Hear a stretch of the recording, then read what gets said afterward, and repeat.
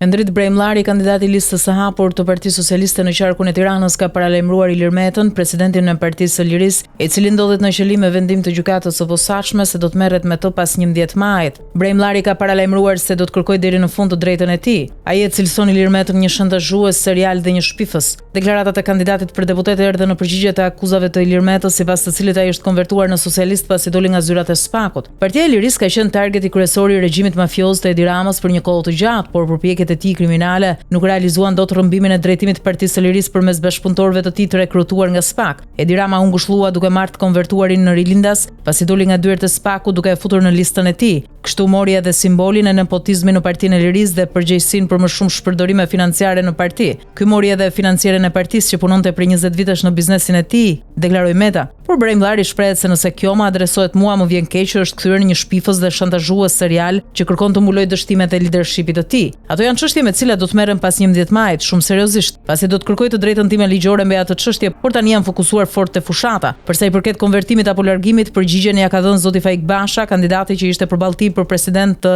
partisë. Përgjigjen e ka dhënë e nderuara ish kryetaria e gruas. Arsyet që un kam dhënë një vit më parë, njerëzit pranë tij i dhan pas konventos së 27 prillit, pra është e qartë situata, mënyra se si kanë lëvizur në këtë vit tregon se sa jo serioz që janë, thot ai.